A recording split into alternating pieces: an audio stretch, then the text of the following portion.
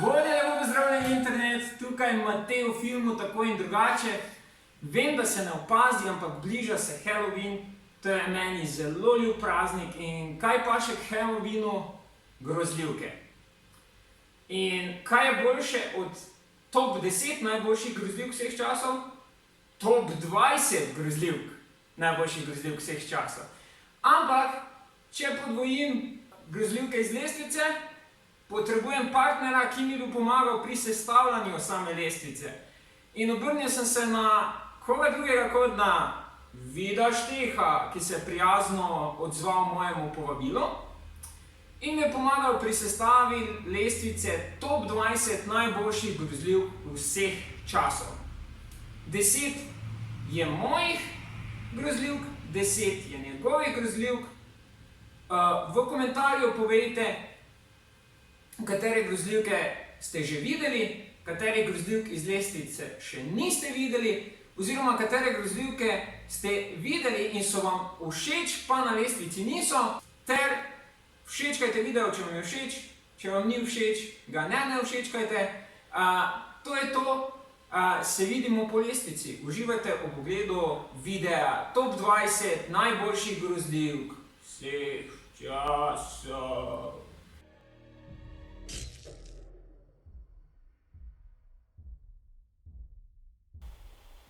The House of the Devil je vrhunski filmski eksperiment režiserja T.I. Westa, ki je poskušal zajeti duh retro grozljivk iz 70-ih let, ko je bil žanr še naklonjen razvoju likov, grajenju mračne atmosfere in potrpežljivemu ritmu podajanja zgodbe. Janko in Metka iz leta 2007. Po srečanju skrivnostnega dekleta na temnem odseku ceste je mladi poslovnež povabljen v čudovito hišo z bizarnimi skrivnostmi in, kot se izkaže kasneje, tudi brez kakršnihkoli možnosti za pobeg. Severnokorejska grozljivka, ki je inspiracijo zelo bežno črpala iz istoimenske pravljice bratov Grimm, je moralna skrivnostna zgodba v sila barvitem ozračju. Najmočnejše orožje filma pa je zagotovo njegova glasbena partitura, za katero je poskrbel Lee Byung-gu, ki je napisal tudi glasbo za filma Ghost in še za enega predstavnika iz naše lestvice, Zgodba o dveh sestrah. The Babadook je zdaj že kultna grozljivka, ki v utrujeni žanr prelivanja krvi in cenenih skokov v kamero ponovno prinese občutke pristnega strahu. Strahu, ki obstaja bolj na psihološki kot pa fizični ravni. Strahu, kjer hudobnežev ni potrebno veliko, da stre glavne junake in jih pahne v stanje popolne norosti. Krip iz leta 2014. Mladi filmar odgovori na spletni oglas za enodnevno službo v oddaljenem mestu, kjer naj bi posnel poslednje sporočilo umirajočega naročnika. Ko misliš, da je žanr tako imenovanih najdenih posnetkov izpet, prideta čudaka Patrick Brice in Mark Duplass ter ti dokažeta, kako zelo se motiš. Psiho je mala mojstrovina s presunljivimi igralskimi predstavami, Anthony Perkins je kot psihopatski morilec Norman Bates fenomenalen, izvrstnim občutkom za suspens in mračno atmosfero, zgodba pa je ravno dovolj enostavna, kot tudi psihološko kompleksna, da uspe razvajati gledalca vse do zaključne špice. V pozitivnem smislu poseben film je zagotovo Vampirska ljubezen iz leta 2008. Oskar, spregledan in ustrahovan deček, najde ljubezen in maščevanje preko Eli, lepega, a nenavadnega dekleta.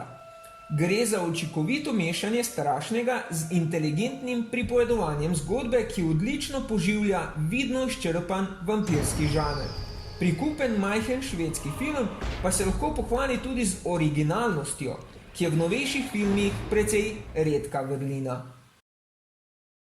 The Witch je takšne vrste film, ki v gledalcu zbudi nelagodnje zgolj z na videz preprostimi kadri mračne narave, za katero vemo, da v sebi skriva grozo oziroma tisto, kar ves čas od grozljivke tudi pričakujemo. Nenazadnje pridemo do sklepa, da sama čarovnica in njena dejanja niso tako pomembna kot predvsem surov prikaz razklanosti družine, ki zaradi zamolčanih skrivnosti in vrženverja dopusti, da ta razpade od znotraj. Mislite, da straši samo v starih zapuščenih gradovih in razpadajočih viktorijanskih vilah? potem ste v veliki zmoti. Straši lahko tudi v čisto normalnih hišah, v hiši v vaši ulici, pri sosedovih ali celo pri vas doma. Govorimo seveda o filmu Poltergeist iz leta 1982, v katerem si lahko gledate, kako se povprečna predmestna družina zaplete v nadnaravno vojno z na začetku zabavnim in zanimivim, na koncu pa le še nevarnim in zlobnim duhom. Psihološka nadnaravna grozljivka o dveh sestrah, ki se soočata z izgubo matere in prihodom skrivnostne mačehe, ni samo izredno strašljiva in čustvena zgodba o skrhanih družinskih odnosih, ampak hkrati postreže z enim najbolj šokantnih preobratov v zgodovini filma. V The Invitation iz leta 2015 se je že tako nelagodno in sumljivo povabilo bivšega moža in njegove nove partnerice na večerjo svoje bivše žene izkaže za sila neprijetno, saj med povabljenci in gostitelji odpre stare rane in ustvari nove napetosti. Utesnjenost hiše, napeti in intenzivni pogovori, konstantno zaklepanje vrat in neprestan občutek pričakovanja neizbežne zlovešče katastrofe naredijo povabilo v biser ne samo neodvisnih grozljivk, temveč neodvisnih filmov nasploh.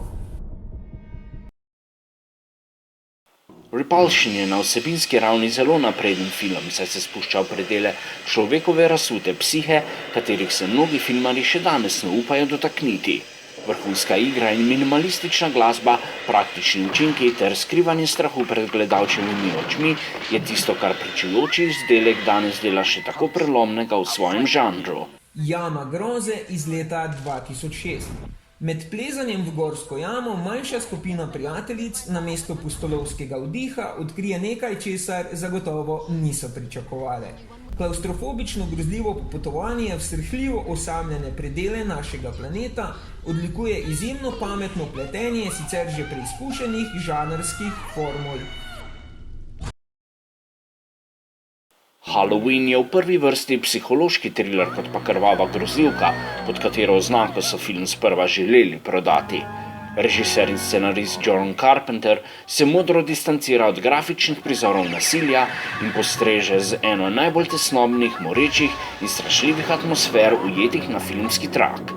Prizori, v katerih Michael Myers zgolj stoji pri miru in strmi v naključno mimoidoče žrtve, so mojstrsko zmontirani in podkrepljeni z legendarno glasbeno spremljavo, svoje pa še doda režiserjeva premetena odločitev, da Myersa večino časa drži v senci in da ga nikoli v celoti ne pokaže gledalcu. S tem lik pridobi na strašljivosti in skrivnostnosti, gledalec pa dobi občutek, kot da pred seboj gleda nadnaravno bitje, katerega ni moč zaustaviti. V Muhi iz leta 1986 se briljanten, a ekscentričen znanstvenik po spodletelem eksperimentu prične telesno spreminjati. Ko med dobrimi vrlinami filma izstopajo celo oči glavnega igralca, potem veš, da gledaš vrhunski celovečerec. Ravno Jeff Goldblumov markanten pogled je nekaj, kar na določeni točki prepoznamo v komaj še človeškem telesu. Poudariti velja še masko, ki v celoti prepriča tudi po današnjih standardih, in dramatično filmsko glasbo, ki do potankosti ustrezno izraža tragedijo našega protagonista. The Blair Witch Project je grozljivka, ki ne pokaže in pojasni skoraj ničesar. Tisto, kar terorizira glavne junake, ostane skrito v njihovi in gledalčevi domišljiji. Gre za igranje na karto strahu pred neznanim, o čemer je že pripovedoval legendarni pisec Lovecraft, le da The Blair Witch Project ta strah ponese na novo raven in s tem tudi ustvari preprost, vendar neverjetno učinkovit koncept. Ne odpiraj vrat, ne dviguj telefona in ne poskušaj zbežati. To so pravila, ki jih moraš upoštevati v mestu Woodsboro, če hočeš preživeti srečanje z Ghostfaceom. Krik, film režiserja Wesa Cravena, je pripomogel k ponovnemu zanimanju za tako imenovane slasher filme. Za slednje je bil odgovoren predvsem njegov neverjetni finančni uspeh na kinoblagajnah. S proračunom okoli $14 milijonov je zaslužil namreč vrtoglavih $173 milijonov. The Shining je odlična grozljivka, ki deluje po principu manj je več in zato gledalca ne hrani s podrobnostmi, ampak mu pušča povsem svobodno interpretacijo dogodkov. Dober primer tega je razlaga obstoja paranormalnih sil v hotelu Overlook. Medtem ko je v knjigi Stephena Kinga več kot očitno, da gre za duhove, je film nekoliko bolj premeten in ostaja skrivnostnejši. So v hotelu res prisotni duhovi ali pa ti obstajajo zgolj v mislih glavnih junakov? Kubrick z inovativnimi snemalnimi prijemi, med katere spada tudi prva uporaba Steadicama, vrhunskim igralskim ansamblom ter mojstrskim obvladovanjem tesnobne atmosfere, ustvari ne samo odlično grozljivko, ampak preprosto odličen film. V Rozmarinem otroku iz leta 1968 se mlad par preseli v stanovanje, ki ga obkrožajo nenavadni sosedje in še bolj nenavadni dogodki. Ko žena skrivnostno postane noseča, začne paranoja nad varnostjo njenega nerojenega otroka prevzemati nadzor nad njenim življenjem. Občutek vztrajnega preganjanja in negotovosti, ki ga Mia Farrow tako močno in popolno uteleša, praznina hiše, hladni pogledi njenih bližnjih in njeno počasno duševno propadanje so stvari, ki bodo še 50 let po izidu neponovljive mojstrovine psihološke filmske groze poskrbele, da vam bo zaledenela kri. The Exorcist je v vsakem pogledu popolna grozljivka oziroma šolski primer tega, kako v gledalcu prebuditi strah. Režiser William Friedkin je brihtno ugotovil, da bistvo strahu ni v tem, kar vidimo, ampak ravno nasprotno. Če hočeš, da film izpade avtentično oziroma da mu gledalec nasede, potem ga naredi takšnega, ob katerem bo moč zaslutiti občutek domačnosti. Zato je tudi prva polovica filma nekoliko počasnejša in brez večjih elementov nadnaravnega. Sprva tako spremljamo prikupno deklico Regan, ki nekega dne doživi hudo spremembo v obnašanju. Postaja vse bolj agresivna, doživlja epileptične napade, žlobodra v latinščini, masturbira z lesenim križem in celo z mislimi premika pohištvo. Film brihtno napeljuje gledalca k možnosti, da je Regan sprva žrtev neke neodkrite psihoze, vendar se v drugi polovici vse to spremeni, ko notranji razklani duhovnik ugotovi, da ima opravka s starodavnim demonom, ki se vseli v telo nesrečne deklice. Znanstveno-fantastična grozljivka iz leta 1982 Stvor s Kurtom Russellom v glavni vlogi se dogaja na že sami po sebi samotni, hladni in strašljivi Antarktiki. Ameriški znanstveniki želijo izvedeti, zakaj so njihovi norveški kolegi tako zavzeto lovili in skoraj ubili na videz navadnega psa. Odločijo se obiskati njihov tabor, tam pa jih čaka strašljivo presenečenje.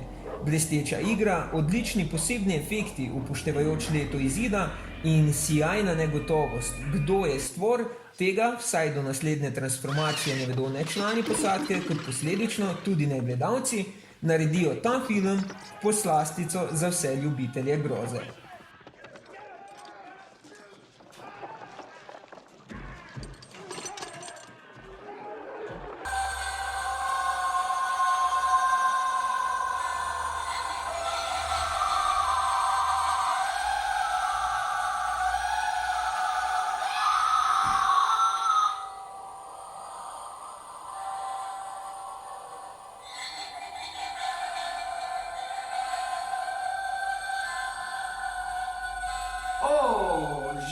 Je lestvica že mimo? Torej, videli ste top 20 najboljših grozljivk vseh časov. Poglejte si kakšno grozljivko iz lestvice, naredite si en super prima, mega, nori, fajn Halloween in še nekaj, še enkrat se bi rad zahvalil Vidu Štehu, ki je pomagal pri videu, ker če je kdo ekspert za grozljivke na tem našem prelepem modrem planetu, je to Vid Šteh. Tako da, če že ne druga, je saj njegov del lestvice zagotovo bil kvaliteten, če že moj ne. Bi še pa rad dodal, da je Vid letos posnel sam eno eksperimentalno grozljivko, ki jo lahko najdete na njegovem YouTube kanalu, katerega link bom dal spodaj v opisu. To je to. Rad bi vas še povabil v Kino Rogaška, kjer bomo 31. oktobra, se pravi na Halloween, imeli tako imenovani četrti tradicionalni in edini uradni RIK maraton grozljivk. Zakaj RIK? Ker se naša kinoveriga imenuje Radi imamo kino. Vsako leto se maraton odvije v drugem kinu, letos je na vrsti Kino Rogaška, tako da vabljeni, ogledali se bomo dve super grozljivki, vmes pa seveda naš tradicionalni kviz o grozljivkah z lepimi, res lepimi nagradami. To je v bistvu to z moje strani imejte se radi, bodite veličastni in se vidimo. Čau, ba! Kot dodatek bi rad omenil sicer na lestvico neuvrščen film, a zelo primeren za ogled prav na Halloween. To so Posladki zla, antološki film iz leta 2007, v katerem spremljamo 5 prepletenih zgodb, ki se vse dogajajo na večer Halloweena.